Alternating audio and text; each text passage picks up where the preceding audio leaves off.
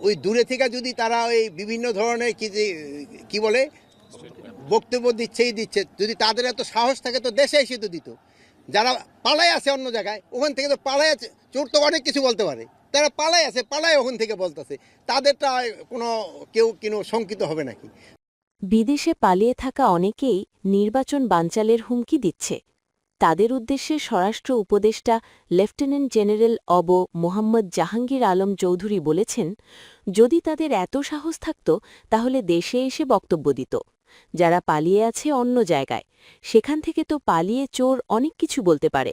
সাহস থাকলে যদি ওনাদের সাহস থাকে দেশের ভিতরে আসুক, আইসা আইনের আওতায় আইনের আশ্রয় নেক এবং তারা তাদের কথা বলুক। অন্য দেশে পালায় কথা বললে তো এটার কোনো ভ্যালু নেই।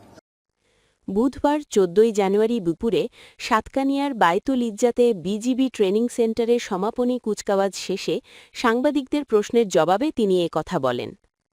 স্বরাষ্ট্র উপদেষ্টা বলেন, বাংলাদেশ মিয়ানমার সীমান্ত দখল করে আছে আরাকান আর্মি। বৈধ রাষ্ট্র হলো মিয়ানমার, আর আরাকান আর্মি হলো দখল করে আসছে পুরা আমাদের যে রাখাইনে বর্ডারটা, এই বর্ডারটা পুরা দখলে আছে আরাকান আর্মির হাতে। মিয়ানমার আর্মি কিন্তু বর্ডারে নাই।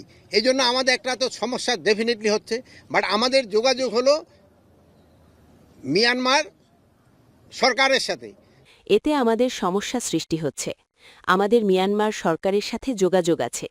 এখানে সীমান্তে কোনো কিছু হলে আমরা প্রতিবাদ জানাই সরকারকে। কিছুদিন আগে আমাদের একটা ছোট বাচ্চাও মর্টারের আঘাতে আহত হয়েছে। তাকে অলরেডি ঢাকা নিয়ে আসা হয়েছে। মাঝে মধ্যে তাদের সেনাবাহিনী এবং আরাকান আর্মি নিজেদের মধ্যে ঝামেলা সৃষ্টি করে। সেই সময় দু একটা গোলা আমাদের সাইডেও আসে। এই জন্য আমরা প্রতিবাদ করেছি। এটা যেন ভবিষ্যতে না হয়, সেজন্য আমরা সব ধরনের প্রস্তুতিও নিচ্ছি।